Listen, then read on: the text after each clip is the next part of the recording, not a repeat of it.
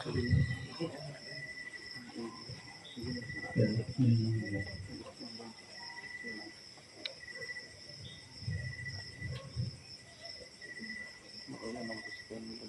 Ayan, talagang huli pa po. Sa lahat po tayo nabigla. Kulong sila yan. Yun nga po. Sa amin po kasi, yung sa parang karamdaman ni Papa, parang naging natural na lang sa amin na inaatake siya naman. Nagpapalpitate yung heart niya. Yun, nung alas 9, nag-chat si Papa, mama ng pag-pray nga daw po si Papa na mabigat nga daw po yung dibdib ko.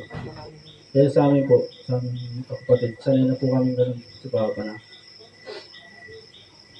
Saka nadadala sa hilot, nadadala sa ano-anong iniinom. Pero yun na po pala yung kaya hinat na naman. So, sa totoo lang po sa akin, hindi ko pa po talaga nagsisentent sa akin na wala na si Papa. Kasi last week, umuwi pa kami tatlo.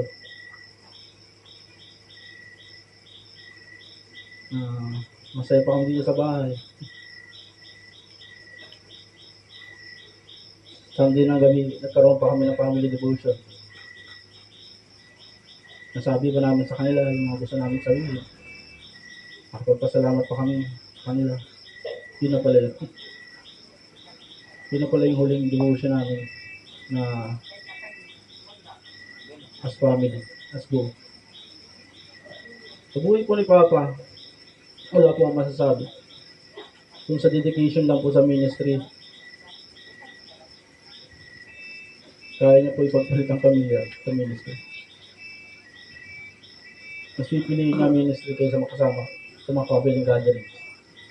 Yun po yung natutunan ko kay Papa. At yung naisatak niya sa amin na sa lahat ng bagay, unahin ang Panginoon. Although, sabi nga din, hindi naman naging perfecto, hindi naman puligid sa atin, hindi naging perfecto, hindi naging smooth lahat yung pangyayari sa buhay ni Papa.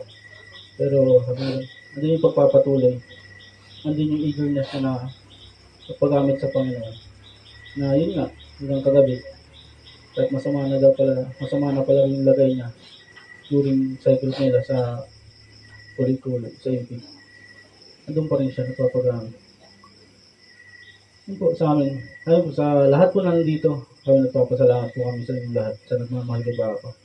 And salamat po sa presensya niyo, isang malaking kaalawanan po sa buhay na sa pakiramdam namin yan na makita kayo. Maraming pala nagmamahal kay Papa. Yun po. Sa akin, mabigat lang kasi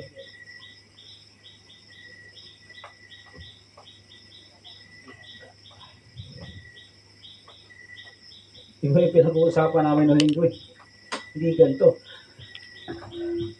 Marami kaming plano pinag-uusapan ng linggo ng gabi.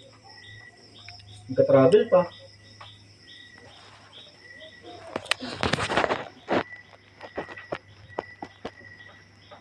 Mag-negosyo pa. Sa sarili po namin, as anak niya, nakakapasa ko pa lang. Isang taon pa lang nakakapasa. Isang taon ko pa lang nakahawakan ng lisensya. Hindi pa ako lubos nakakabawi sa sakripisyo nila ni Mama.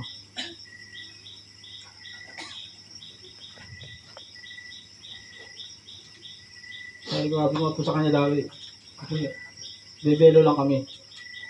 Babawi din kami sa inyo. Pero iba pala yung plano ng Panginoon.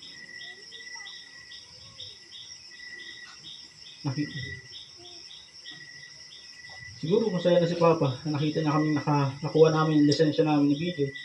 Nakatapos si Ted ng pag-aaral. Hanggang doon na lang siguro po talaga yung binigay ng Panginoon sa buhay ni Papa. Pero kung ganun pa man, sabi nga doon, tuloy ang buhay. At yung legacy ng iwan ni Papa is katanig na yun sa buhay namin. Una yung pinakita niya ang pagmiministeryo, yun din po yung ginagalawan namin.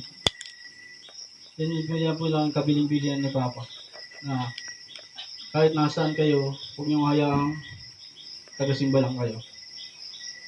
Huwag niyong hayaang tagabutas ng kinaupuan. Hanggat kaya niyong may kaya kong gawin para sa iglesia na pinaglilingkuran niyo, kilusan niyo. Yun po yung yun yung talaga nakatatak sa amin, kaya kahit sa kaming dalhin ng Panginoon na lugar, pilit kaming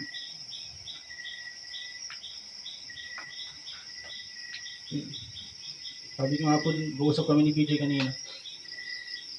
Hindi mo lang ka natin naparanas yung malawang buhay kay Papa. Sabi yan, puro sakripisyo naranasan niya. Kasi walam nyo lang po, unahin yan ang pamilya niya bago ang sarili niya. Grabe pong kaselfish. Ganun pong kaselfish si Papa sa sarili niya. Unahin niya kami bago ang sarili niya. Kahit pagbili ng damit, hindi po, pag binibilhan po kami ng damit niya, hindi po yung bibili ng damit niya. Kasi mas iniisip niya kami, ang anak niya. Ganun po ang buhay ni Papa talaga na pinakita niya sa amin. Yun ang isang ama.